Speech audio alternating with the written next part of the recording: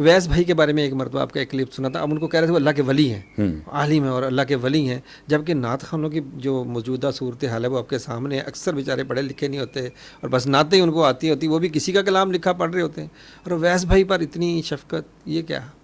اصل میں جس نے ان کو قریب سے نہیں نہ دیکھا، میں سمجھتا ہوں کہ ان کا شاید یہ جو ذہن ہے وہ نہ بن سکے، تو جو قریب سے دیکھے گا نا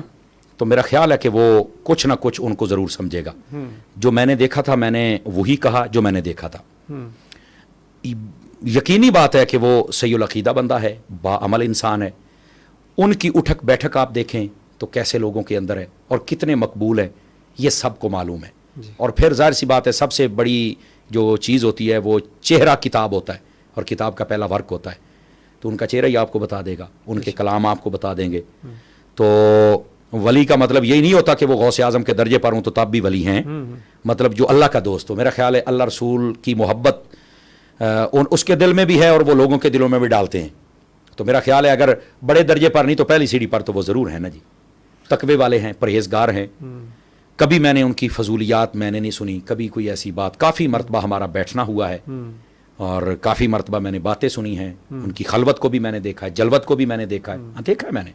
اور اس کے بعد ہی میں نے کہا تھا یہ آج کل کے یہ بگڑے ہوئے پیر مولویوں سے تو ہاتھ درجے بہتر ہے۔ اچانک آپ نے کوئی ان کو سوشل میڈیا پہ دیکھ کے یا اچانک وہ نعتیں نہیں ایسے باقیوں کے بارے میں نے کیوں نہیں کہہ دیا، قربت بھی آپ کو ملی ان کی، بالکل ایسے ہی جانے کا، ان کے ساتھ بیٹھنے کا، بالکل بات چیت کرنے کا، بالکل بہت اچھے انسان ہیں۔ اور میں سمجھتا ہوں کہ عام درسنامی والا بھی ویسے ان سے اعلیٰ حضرت کے بارے میں بات نہیں کر سکتا جیسے وہ کرتے ہیں۔ پھر چھوٹے چھوٹے مسائل پر وہ خود کہتے ہیں کہ میری تربیت امیر علیہ سنت نے کی، میں اپنے محسن کو نہیں بھول سکتا۔ بہت اچھے انداز کے ساتھ وہ چھوٹی چھوٹی باتوں پر، مطلب آپ ان کے ساتھ بیٹھ کر کھانا ہی کھائے نا، میں آپ کو صحیح کہہ رہا ہوں، تو آپ کو پتہ چلے گا کہ میں کسی عالم کے پاس اور کسی نیک اور صالح بندے کے پاس بیٹھ کے کھا رہا ہوں۔ ایک اچھے انسان ہے، ان سے بھی کسی بھی عالم کا اختلاف ہو سکتا ہے، کوئی بھی ان سے اختلاف کیا جا سکتا ہے، لیکن جو کچھ میں نے دیکھا میں اس میں خیانت کیوں کروں یار، مجھے کیا ضرورت ہے۔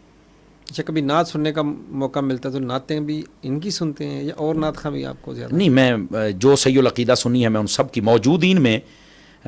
مطلب دعوت اسلامی کا تمام تر جو کیبنٹ ہے نعت خوانی کی میں سب کو سنتا ہوں، سب کو، موجودین کی بات کر رہا ہوں۔ اس کے بعد حاجی صاحب کو سنتا ہوں، اور کراچی کے اکثر نعت خوان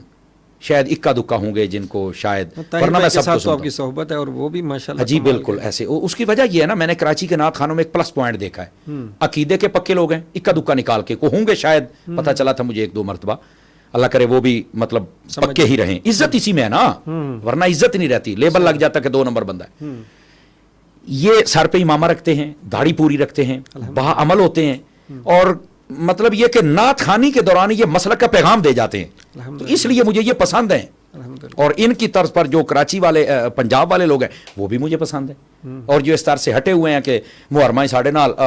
ربیع الاول ساڑھے نال تو محرمہ کسی اور دے نال، وہ پھر سانو کوئی نہیں پسند ہے۔